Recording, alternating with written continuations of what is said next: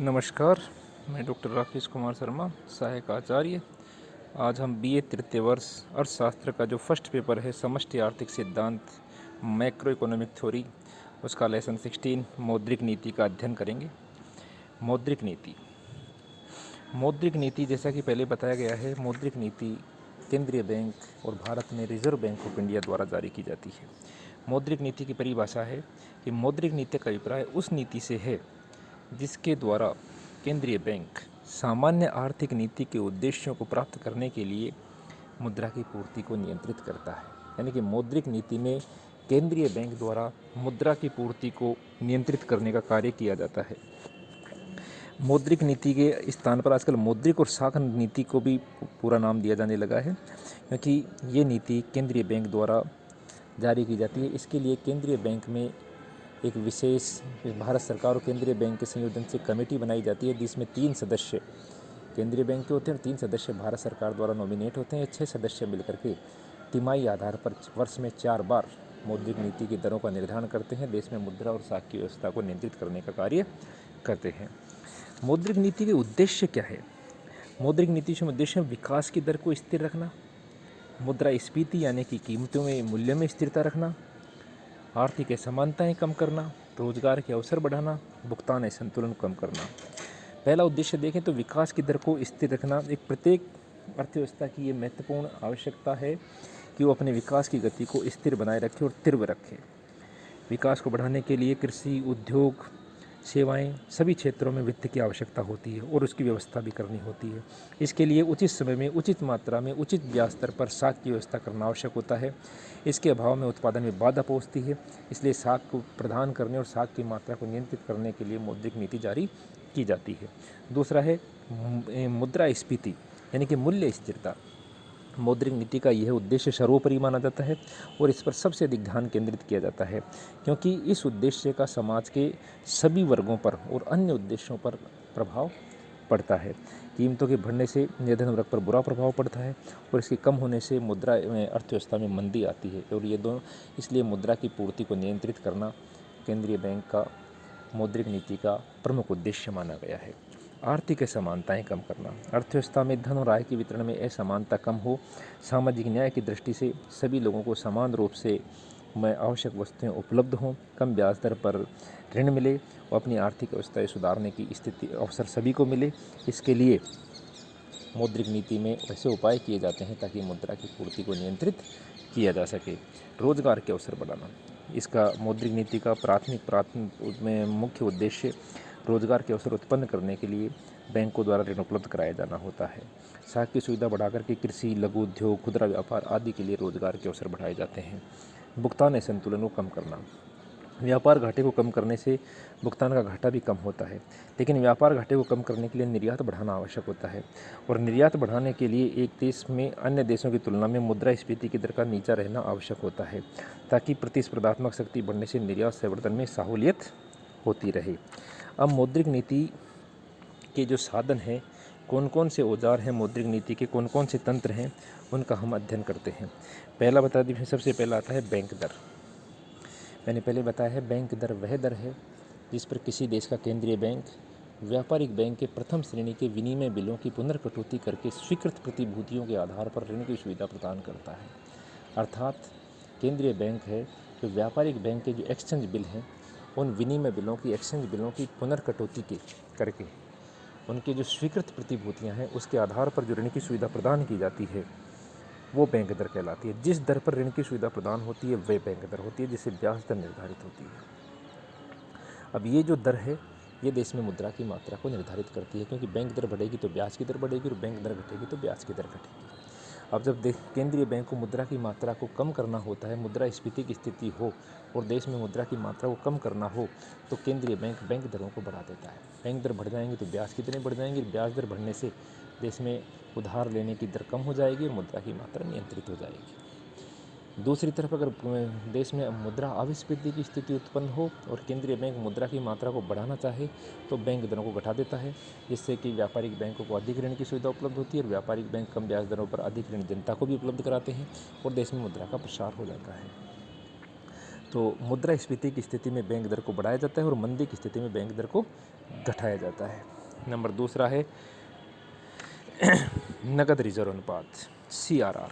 नगद रिजर्व अनुपात में इसकी परिभाषा मैंने बताई थी कि व्यापारिक बैंकों को अपनी शुद्ध मांग और अवधि जमाओं का एक निश्चित प्रतिशत भाग नगद रूप में केंद्रीय बैंक के पास रखना होता है। इसे CRR या कैश रिजर्व रेशियो या नगद रिजर्व अनुपात कहा जाता है।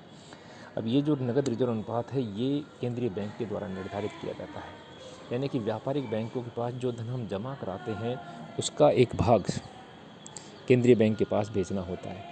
अब ये कितना भेजा जाए ये केंद्रीय बैंक निर्धारित करेगा।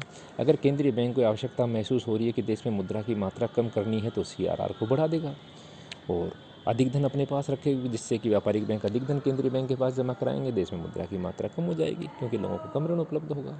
और अगर केंद्रीय बैंक देश में मुद्रा की मात्रा को कम करना चाहे तो बढ़ाना चाहे तो CRR को कम कर देगा। CRR कम कर देगा तो देश में लोग अपने पास कम धन जमा हो पाएगा, व्यापारिक बैंकों के पास अधिक धन रहेगा जिससे अधिक उधार देंगे और लोगों के पास अधिक ऋण उपलब्ध हो पाएगा, अधिक मुद्रा की मात्रा बढ़ेगी।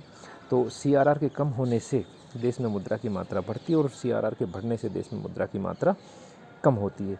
इस प्रकार जो CRR है ये देश में तरलता को बढ़ाने और घटाने में सहायक सिद्ध होता है। तीसरा जो आता है वो आता है वैधानिक तरलता अनुपात। वैधानिक तरलता अनुपात के अंतर्गत हम देखते हैं कि व्यापारिक बैंकों को अपनी शुद्ध मांग और अवधि जमाओं का एक निश्चित भाग अपने पास भी नगद जमा के रूप में रखना पड़ता है। ये जो अतिरिक्त रिजर्व है ये केंद्रीय बैंक के द्वारा निर्धारित किया जाता है और ये जो अतिरिक्त रिजर्व केंद्रीय बैंक के द्वारा निर्धारित किया जाता है, अब देश में यदि मुद्रा की मात्रा को कम करना है तो रिजर्व बैंक अधिक रिजर्व रखने का आदेश दे देगा और मुद्रा की मात्रा को बढ़ाना है तो रिजर्व बैंक कम रखने का आदेश दे देगा। मैकेनिज्म सेम है। अगर बैंक मुद्रा की मात्रा को कम करना है तो बैंक दर को बढ़ा दो, CRR को बढ़ा दो, SLR को बढ़ा दो। अगर मुद्रा की मात्रा को बढ़ाना है तो CRR को कम कर दो, SLR को कम कर दो, बैंक दर को कम कर दो। केवल परिभाषा और इसमें डेफिनेशन में अंतर है। चौथा आता है खुले बाजार की क्रियाएँ। खुले बाजार की क्रियाओं का भी रिजर्व बैंक काफ़ी अधिक उपयोग करता है। इसमें प्रतिभूतियों क्रय विक्रय किया जाता है। जब देश में मुद्रा की मात्रा को बढ़ाना है तो केंद्रीय बैंक प्रतिभूतियों का विक्रय प्रारंभ कर देता है, प्रतिभूतियों का क्रय प्रारंभ कर देता है। प्रतिभूतियों को जब क्रय करेगा तो प्रतिभूतियों खुद खरीद लेगा और मुद्रा की मात्रा जो जनता या व्यापारिक बैंकों को प्रदान कर देगा।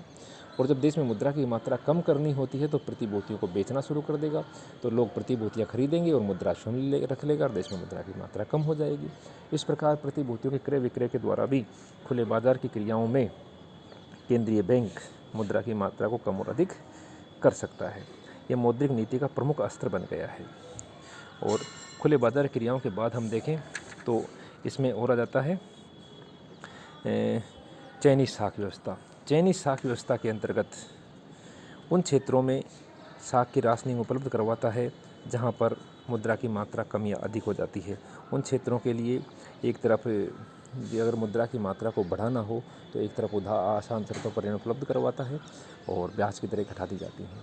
दूसरी तरफ अगर मुद्रा की मात्रा को कम करना हो तो ऋण की शर्तों को अनुदार बना दिया जाता है, कठोर बना दिया जाता है, ब्याज की दरें बढ़ा दी जाती हैं। तो इस पर चयनित साख व्यवस्था के द्वारा भी मुद्रा की मात्रा को नियंत्रित किया जाता है। उधार की न्यूनतम दरें और अधिकतम सीमाएं निर्धारित कर दी जाती हैं। उधार की दरों को बढ़ा और घटाने से भी साख नियंत्रण होता है और उसकी सीमाएं भी निर्धारित कर दी जाती हैं। न्यूनतम मार्जिन की आवश्यकताएं। न्यूनतम मार्जिन का अर्थ है कि वह राशि जो श्रम व्यवसायों को लगानी होती है वो शेष राशि कर्जे के रूप में मिल जाती है। यदि न्यूनतम राशि को बढ़ाने से कर्जे का अंश कम हो जाता है और न्यूनतम राशि को घटाने से कर्जे का अंश बढ़ जाता है। इसलिए न्यूनतम मार्जिन को बढ़ाने और घटाने के द्वारा भी केंद्रीय बैंक मुद्रा की मात्रा को नियंत्रित करता है। इसके अलावा रेपो दर और रिवर्स रेपो दर आती है। ये अल्पकालीन दरें होती हैं। रेपो दर वह दर होती है, ब्याज की अल्पकालीन दर होती है जिस पर व्यापारिक बैंक केंद्रीय बैंक से उधार लेते हैं और निश्चित अवधि के बाद वापस लौटाते हैं। रीप्लेसमेंट रेट कहलाती है।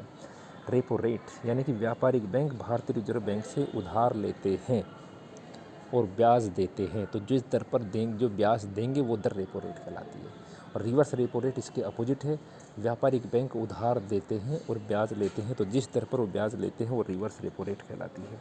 तो ये व्यापारिक बैंकों के केंद्रीय बैंक के प्रमुख मैकेनिज़्म थे जिसके द्वारा केंद्रीय बैंक मौद्रिक नीति को नियंत्रित करता है। इसके अलावा नैतिक दबाव, प्रचार प्रसार, प्रत्यक्ष कार्रवाई आदि विधियां भी काम में ले लेता है। साख की मॉनिटरिंग व्यवस्था करवाती हैं।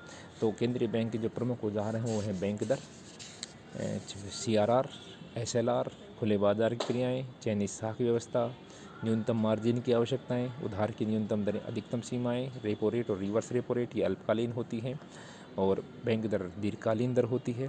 तो ये जो दरें हैं ये मुद्रा की मात्रा को नियंत्रित और नियमित करने का कार्य करती हैं। इस प्रकार मौद्रिक नीति जो होती है वो किसी भी अर्थव्यवस्था का एक महत्वपूर्ण केंद्र बिंदु होता है जो साख और मुद्रा की मात्रा को नियंत्रित करता है और मुद्रा अर्थव्यवस्था में तेजी और मंदी की स्थिति को नियंत्रित करता है। इस प्रकार मौद्रिक नीति एक बहुत ही प्रमुख औजार के रूप में किसी भी अर्थव्यवस्था के लिए उपयोगी है। बहुत बहुत धन्यवाद।